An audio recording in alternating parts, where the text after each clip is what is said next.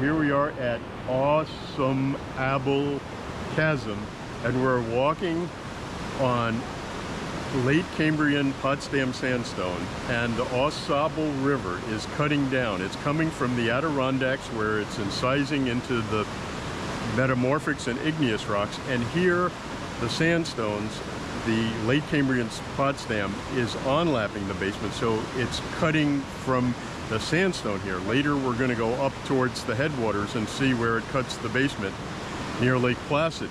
And the amazing thing is that there's a very, very thick column of upper Cambrian sandstones, and we're seeing ripple marks. It's amazing. You can touch a moment in time from the early Cambrian. And so we're going to continue to explore this great chasm.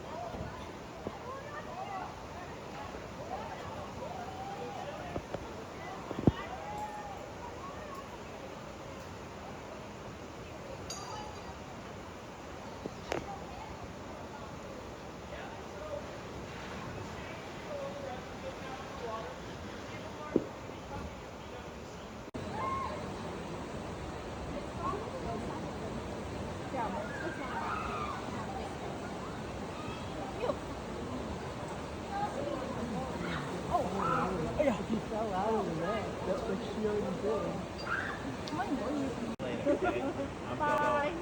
I'm going.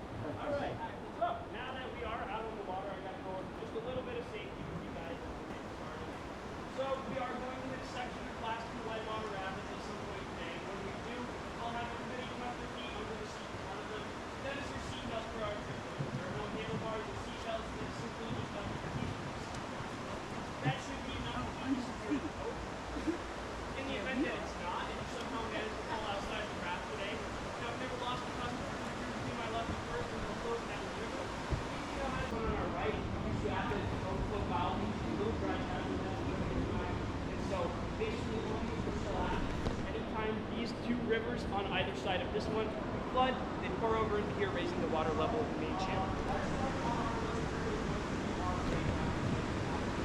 Oh, there's the raft. Here's the white water. To stay central and low.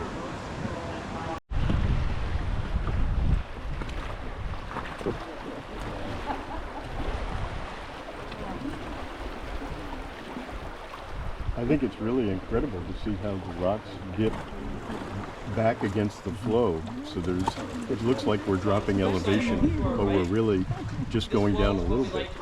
As our wolf spider wall, and that is because, especially as it gets hotter like now, you can see up in the upper shelves of this wall that there are a lot of cobwebs from the wolf spiders that like to hang out here. So wolf spiders grow to be about the size of the palm of your hand, with the legs included. They can jump 4 or 5 feet off the wall. Their feet are actually light enough where they can skirt right across the top of the water without sinking, and they are thankfully entirely harmless. So if you were looking for an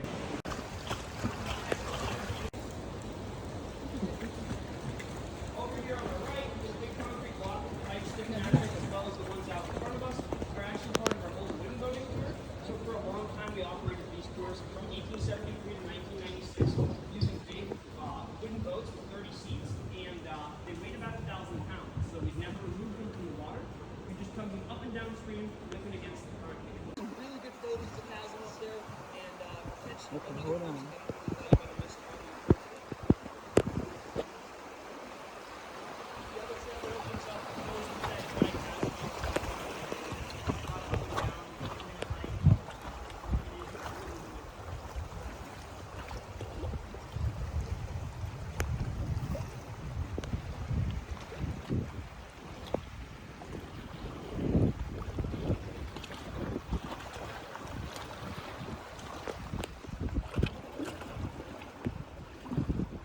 I think it's really incredible to see how the rocks dip back against the flow. So it looks like we're dropping elevation, but we're really just going down a little bit.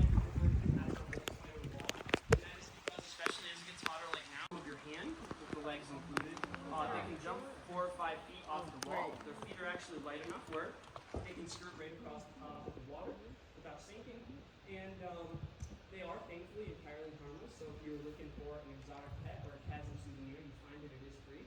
You might even see a leash for it as well. So all of those trees are experiencing a phenomenon called. How many rafters come down a year? How many rafters come down what? A year? Oh. Thousands? Tens of thousands? Oh, it would be more than that. In a single day, like on our busy days, we're pushing 1,500 people through here. Wow. So, I mean, we've had weeks where we put 10,000 people down the road. So, I'd honestly say closer to the 100,000 people figure, because we take a lot of these boats. I mean, so every guide takes probably about a dozen of these a day. We load anywhere from 8 to 12 people on these boats, and there's probably 7 or 8 of us on staff today. So yeah, we take quite a few of these every day. But just towards our tire right here on our right side. That wasn't stuck there on purpose, I promise you that. Sometimes we have some man-made equipment that helps us move equipment around the park. And when we try to stash it up high when we have floods, sometimes it doesn't work out for us. So that tire and a bunch of other things kind of get flung down the river if we don't stash them high enough on the walls, which was an example of that from this year. So that tire has actually been sitting here only for a few months now. And we keep a couple of them kind of scattered because they're nice talking points. I mean, a bunch of you just point them out.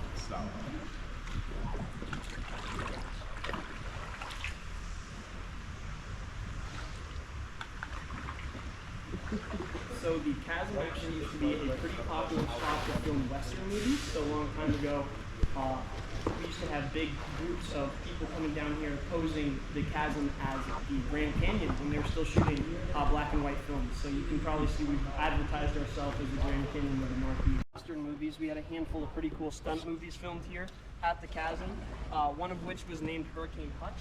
Hurricane Hutch, if you guys do the Riverwalk, they might tell you about on the Riverwalk today. But Hurricane Hutch is a movie where they had some guys come down here and do a bunch of crazy stuff like take a motorcycle over one face of the chasm to the other side.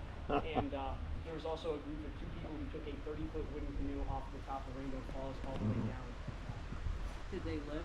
Yeah, yeah, they lived. One of them fell out of the boat and got caught in the. Enjoy the rest of your stay here at Ausable Chasm. Safe travels back on home to Montreal. Thanks so much, guys. Have a good one. Yes.